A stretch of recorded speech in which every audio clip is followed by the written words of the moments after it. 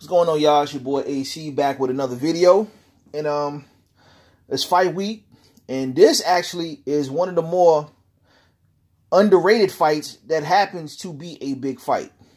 The reason why I say this is because Hurd and Lara is fighting tomorrow. Now, here's what I say about all of that, right? This is a unification fight. I believe IBF and WBA, this is definitely a unification fight. So, this is a big fight at 154. And we haven't really seen too many big fights at 154 for a while. So, this is an underrated fight that's kind of big. You know what I mean? I don't know what the fellas at 154 are trying to do. Is anybody trying to push for undisputed? That should be the thing now. And I think that because the Charlo brothers are no longer occupying the same division, it opens things up. So I believe that it should go down like that. Now, my prediction is simple. I would like for Hurd. I would like for Hurd to win this fight, but for some reason, I think Lara is going to take it. All right, here's how. Styles always make fights. You box bangers, you bang boxers. All right, and this is a classic style of Lara being the boxer, Hurd being the banger.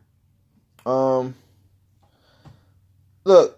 let's just, all the attributes that Hurd has. He's bigger, he's younger.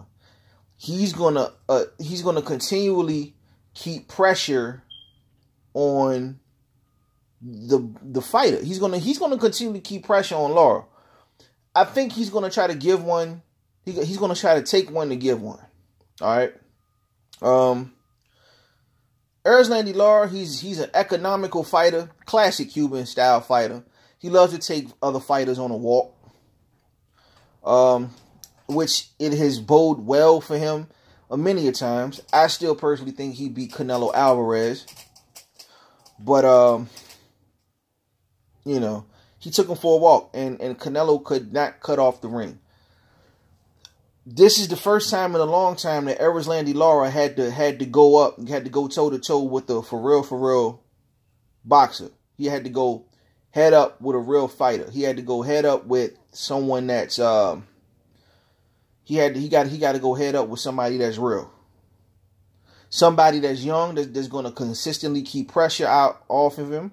You know, for a Cuban fighter that fights in that traditional classic Cuban style, they take you for a walk and they always looking for escape routes. And there's always one punch, bam, get out the way. Going to try to circle him. I got a feeling Lara recently, in his last couple of fights, though, he's tried to fight in the pocket more so. But if he's dumb enough to try to trade with Hurd, he gonna get his issue. He fitting to get his issue. I'm gonna tell you that off the rip. He gonna get his issue. All right. I personally don't think that that Lara should be trying to mix it up with Hurd. He should be trying to get out of the way, trying to circle. But the problem is, I think that the refs are going to give rounds to Hurd, because if Hurd is going to try to press the fight, then I think the judges might see might see Hurd. They might give Hurd more rounds because of the simple fact that he's trying to dictate pace. He's trying to be the ring general. Historically, Lara has always won fights based on defense and ring generalship, and not necessarily a high punch output, because like I said, he's an economical puncher, but he's always been very, very accurate with his punches, right? So, with that being said, if we judge this on clean punches, effective aggression, ring generalship, and defense, how do we look at it? Okay. If Jarrett Hurd continually presses the fight, I think the judges are going to give the fight to him based on ring generalship. Now, effective aggression. Also, if Jarrett Hurd, he could very easily lose the battle of effective aggression because of the simple fact that why? Because if he engages Erislandy Lara and he comes up with nothing but air, or he loses an exchange with Erislandy Lara, right? Then Erislandy Lara is going to win the fight based on defense. Clean, effective punches. Hurd will clearly have a higher work rate. You know what I mean? And we all know that Erislandy Lara has the better defense. So, it's a 50. So to me, it's a 50-50 fight. I'd like Jarrett Hurd to win. He's a real threat. He's the biggest threat that Erislandy Lara has faced in quite a while. But for some odd reason, I do believe that Erislandy Lara, I think he's going to find escape routes. I think his experience, I think that's going to be the telltale sign.